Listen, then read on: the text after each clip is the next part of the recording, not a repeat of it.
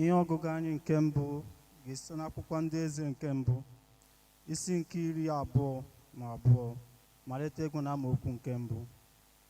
Our first lesson is taken from the book of 1 Kings chapter 22, reading from verse 1.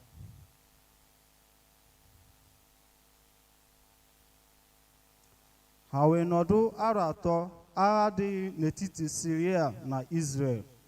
O rue n'arọ nke atọ na Jehoshaphat bụ eze Judia ịdakwuru eze Israel.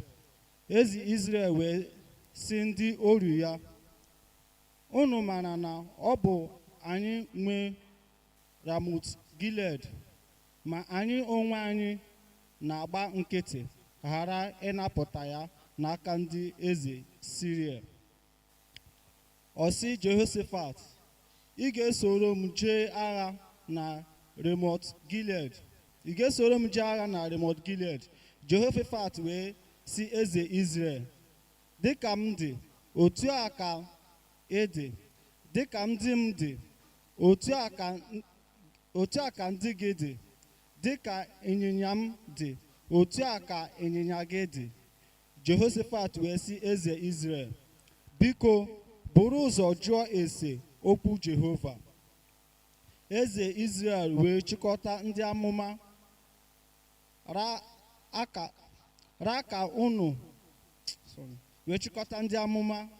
raka unu ndị ikom.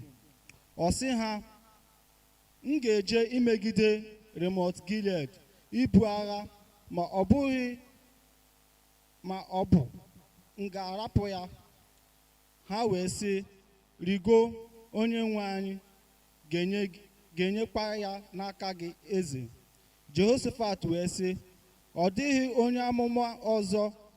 onye amụma Jehova nọ n'ebe a tinyere ndị a, ka anyị wee jụọ ese n'aka ya. Eze Israel wee sị Jehoshaphat, otu nwoke ọzọ dịkwa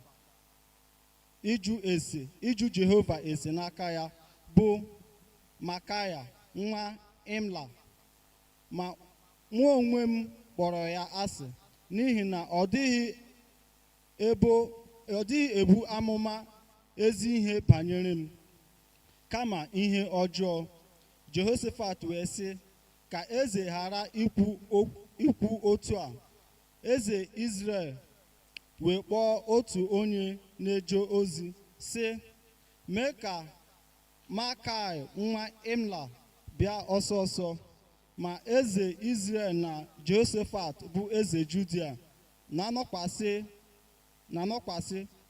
nwoke ọbụla n'oche eze ya, yiri uwe ha, n'ebe nzọcha ọka na oghere ọnụ ụzọ ama Samaria. Ndị amụma niile na-ebukwa amụma n'iru ha.